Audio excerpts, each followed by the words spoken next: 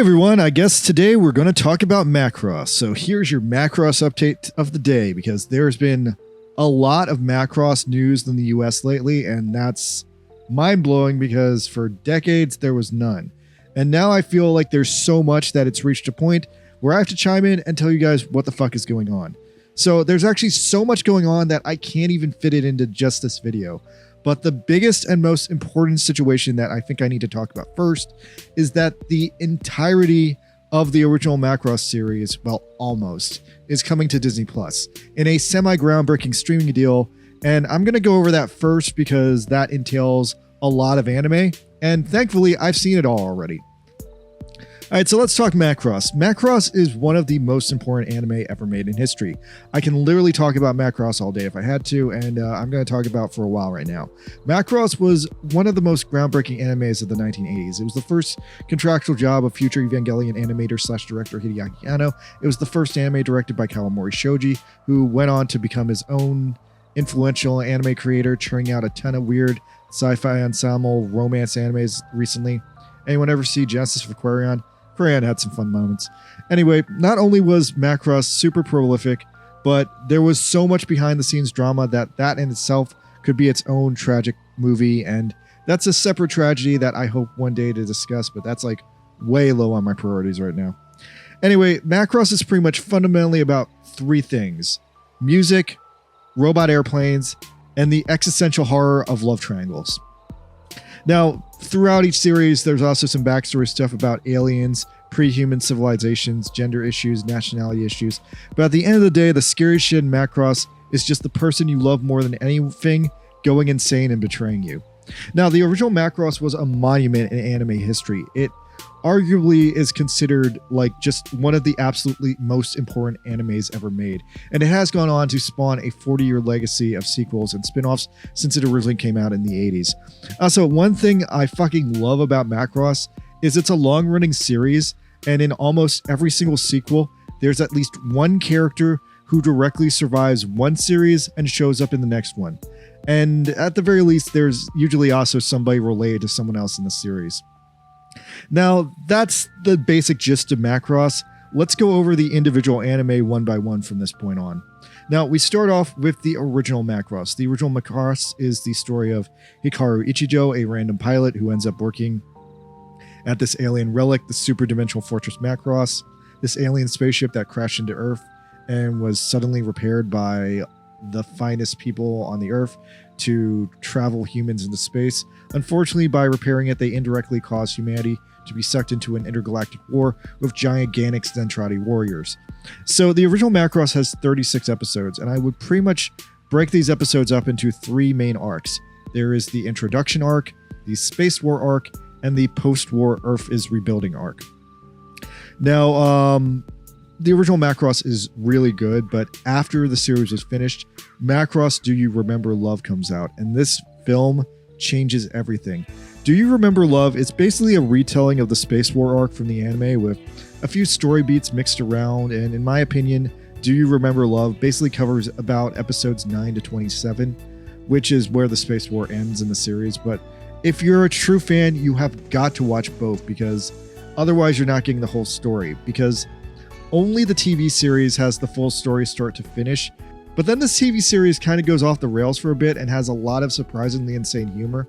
Like there's one time like Hikaru tries to ride a bike into outer space to catch a tuna fish.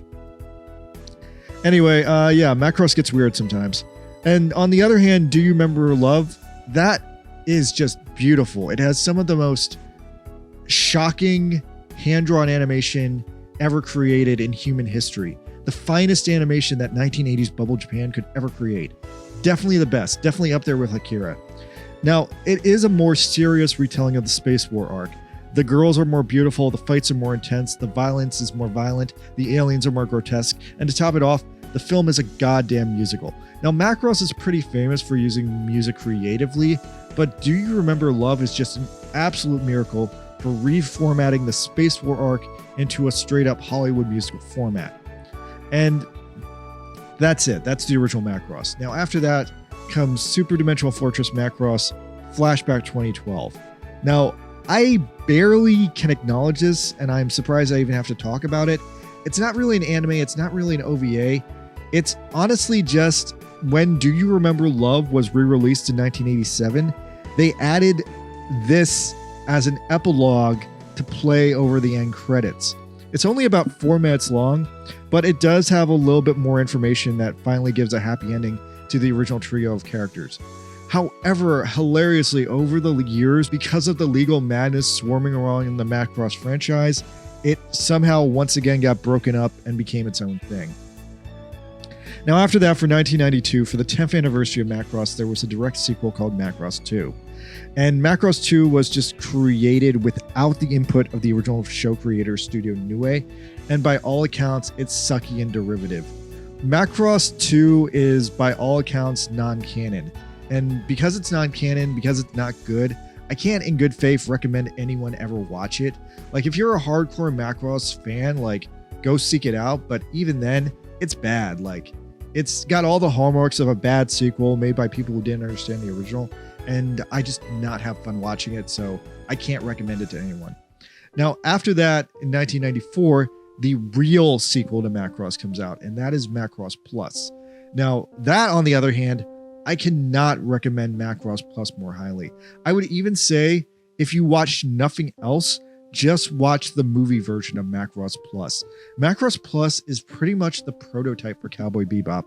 It has 90% of the same staff as Cowboy Bebop, and it tells this incredibly gritty story set in the Macross universe that tackles race, that tackles AI. It tackles the surprisingly now suddenly real problem we're having where people are addicted to AI-generated women. And it shows the potential hazards of that potential next step in AI's evolution when AI tries to take over the world. Also, what I love so much about Macross Plus, so every series of Macross is about music. They happen from the original, but Macross Plus's music has been pushed to the back burner by Sharon Apple's techno music, and therefore like the presence of AI.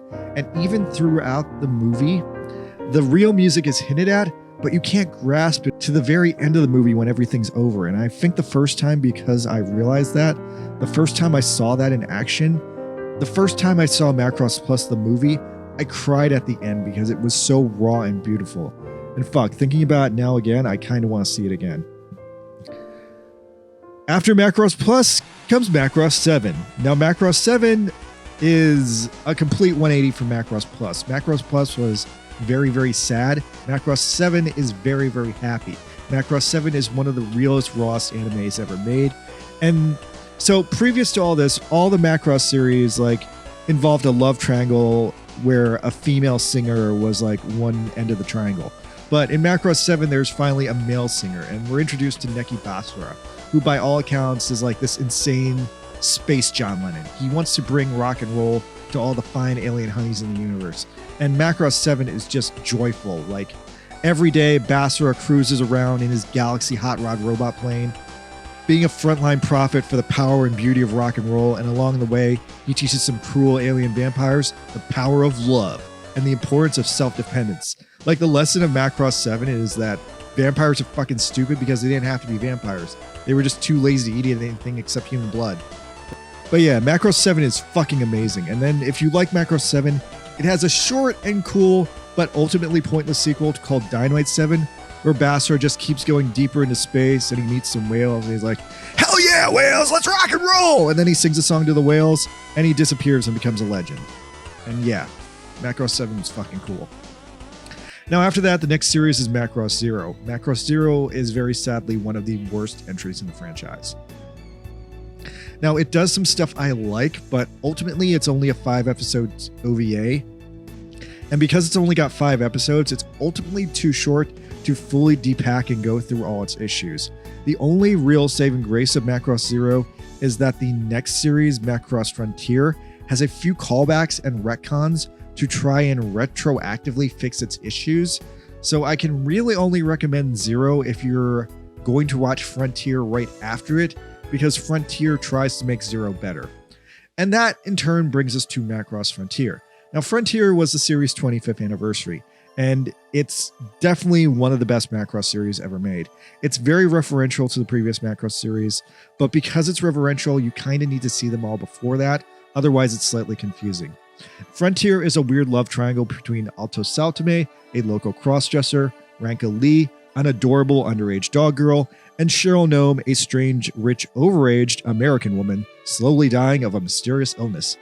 Frontier tells a pretty tragic and dramatic story of Ranka's rise to celebrity, contrasted with Cheryl's fall from it, and their weird mutual infatuation with this man who dresses like a woman.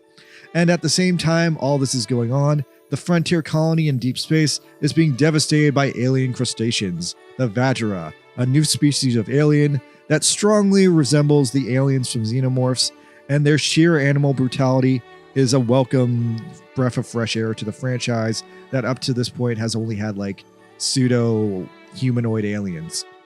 Anyway, Frontier is a fucking masterpiece. I really wish you guys could have seen it in 2009 when it came out, because it was literally directly influenced by 2009 Japanese pop culture and meme culture in such a way that I literally completely understood what they were doing. Like, to try and sum that up as simply as possible, at like the end of Frontier, the girls do like a playlist medley of all their songs in the last episode, but that's only because that was kind of a trend on YouTube in 2009. So yeah, go figure. Anyway, Frontier was super great. I loved it, but some people weren't satisfied with the ending. So a few years later, 2 compilation movies were made. These were The False Songstress and Wings of Goodbye. Now, both of these films are done in the style of Do You Remember Love, where they're not direct adaptations of the Frontier anime. They're honestly 2 completely brand new stories, but they have the same music and they have the same character. And the second one was a slightly more concise sum up of the ending and explains a little bit better what actually happens to the characters at the end of the show. Now, ironically, after those 2 Frontier movies were made, they did so well that ironically a 3rd Frontier movie was made. And funny enough, this one actually doesn't have anything to do with Macross Frontier. The 3rd Macross Frontier movie is Macross FB7, and it's set in Macross Frontier, but what it is it's actually the characters from Macross Frontier finding a copy of Macross 7 on VHS and then watching it. So it's basically a summary of Macross 7 for people who have just finished Frontier and who don't want to watch all 50 episodes of Macross 7.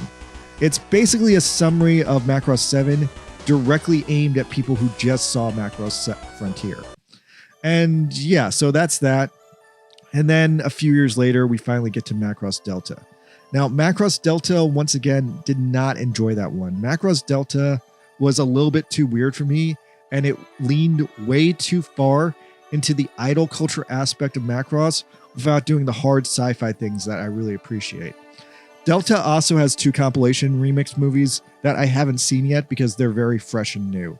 Now that the whole series is finally going to be on Disney Plus, I guess I'll probably seek them out eventually. I'm also going to quickly address the Macross video games because I played all of them now too.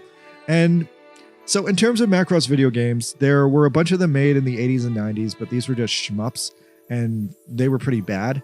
The best Macross video games are ironically Art Dink's PSP Macross Ace Frontier series. So to explain these games really fast, Art Dink is like a studio inside of Bandai Namco, and they made these amazing trilogy of Gundam games for the PSP.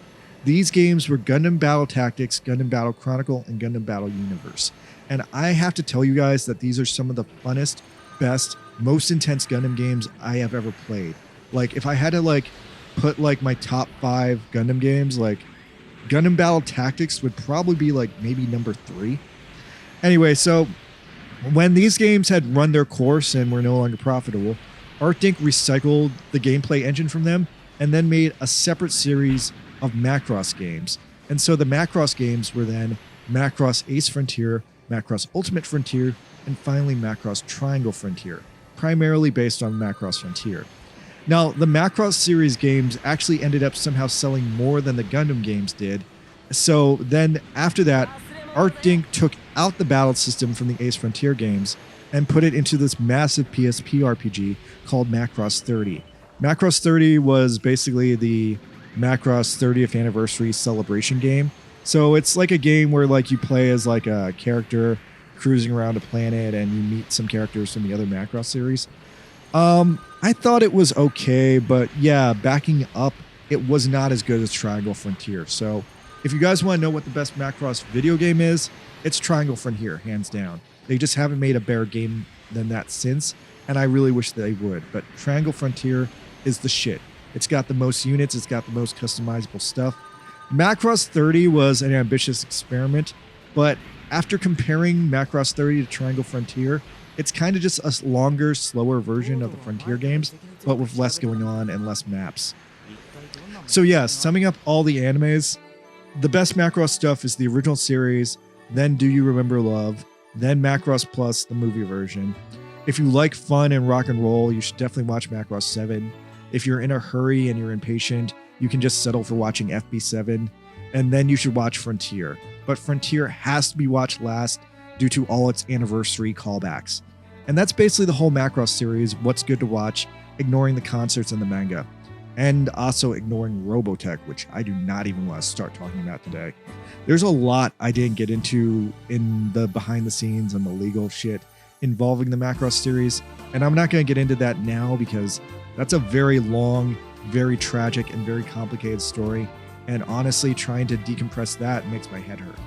But long story short, Disney Plus's deal to get the whole Macross series has some kind of a problem in the West. And because of that problem, they cannot get the rights to the original Macross or Do You Remember Love.